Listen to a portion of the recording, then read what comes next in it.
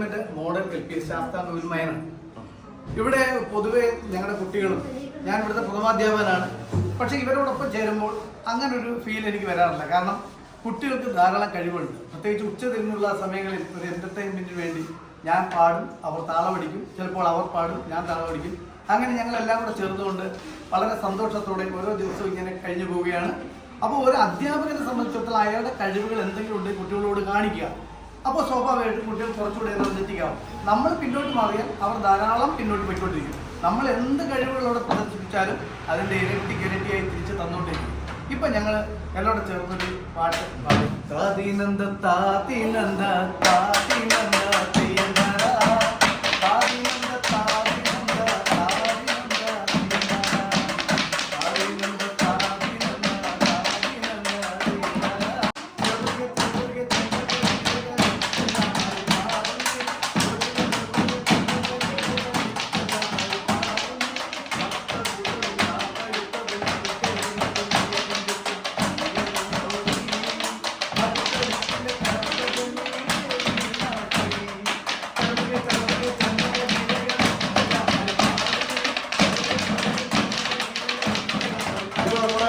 Government സ്കൂളുകളിലൊക്കെ അവസ്ഥ അറിയാലോ സാറേ.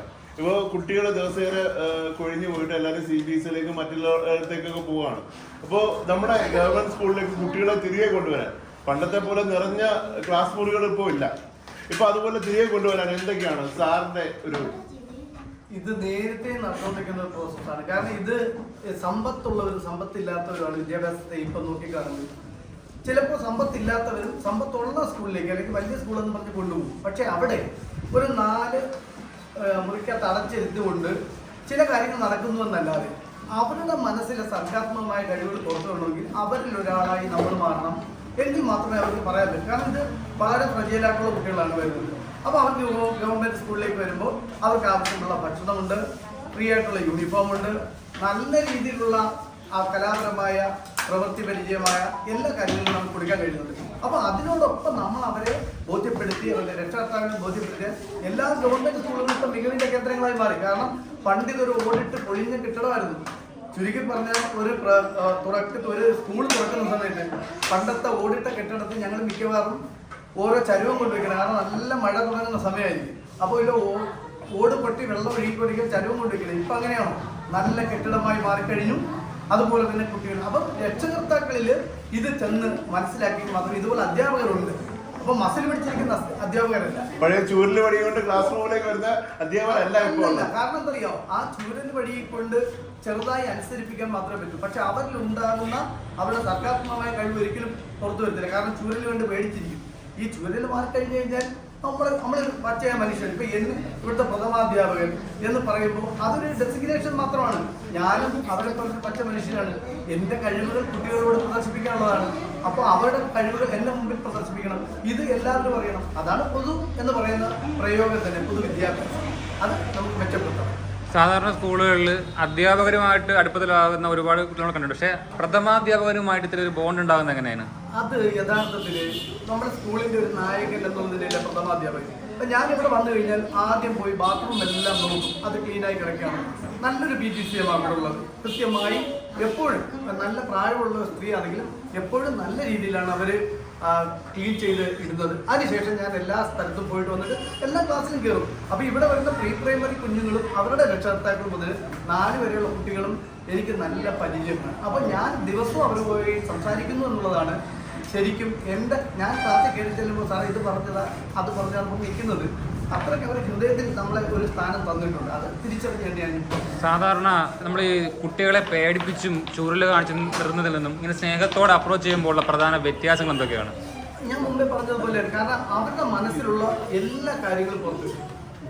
ചൂരൽ കണ്ടു കഴിഞ്ഞാൽ പറയാനുള്ളത് പലതും പഠിക്കും. ഈ ചൂരലൊന്നും എടുക്കാതെ ക്ലാസ് വന്നു കഴിഞ്ഞാൽ ഇപ്പൊ ഇതൊക്കെ സത്യസന്ധി ഒന്ന് ഇത് പറയാനുള്ളത് പലതും പഠിക്കും.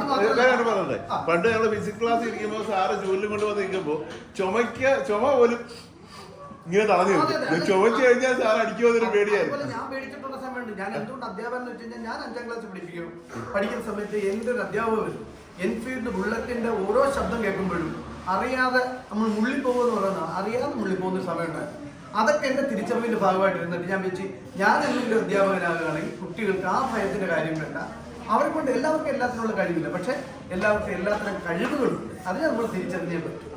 അത് അല്ല ഇന്നല്ലെങ്കിൽ നാളെ അത് തിരിച്ചറിയും. ഇപ്പൊ എനിക്കും ഇതുപോലെ ഇപ്പൊ ഞാൻ വീഡിയോ ചെയ്തത് കൊണ്ട് എനിക്ക് അതിനുള്ള സാധ്യത എൻ്റെ PTA പ്രസിഡന്റ് ശ്യാം ഷാജിയുടെ നേതൃത്വത്തിലാണ് ഇത് വന്ന് കണ്ടുപിടിക്കും. അത് കഴിഞ്ഞപ്പോൾ വൈറലായ വീഡിയോ ആയി.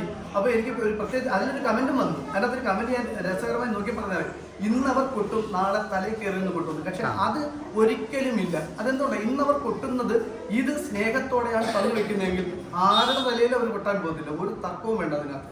അത് നമ്മുടെ തോന്നലാണ്. ഇങ്ങനെ ആകുമെന്ന് നെഗറ്റീവായി നമ്മൾ ചിന്തിച്ചാൽ അത് നെഗറ്റീവിന്റെ ഭാഗമായിട്ട് പോകുള്ളൂ. ഇതിനെ പോസിറ്റീവായി കാണുക. ആരെങ്കിലും ഒരു നന്മ ചെയ്താൽ ആ നന്മ ചെയ്തു എന്ന് പറയുന്നിടത്തല്ലേ, അല്ലാതെ അയാളുടെ ക്വാളിറ്റി നേരത്തെ ഇങ്ങനെ ആയിരുന്നു എന്ന് പറയുന്നതിനകത്തല്ല.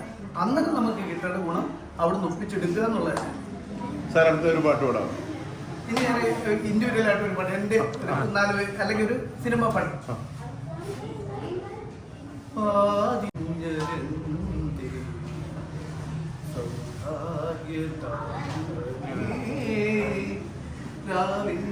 നീലക്കരികയിൽ ഏകദീ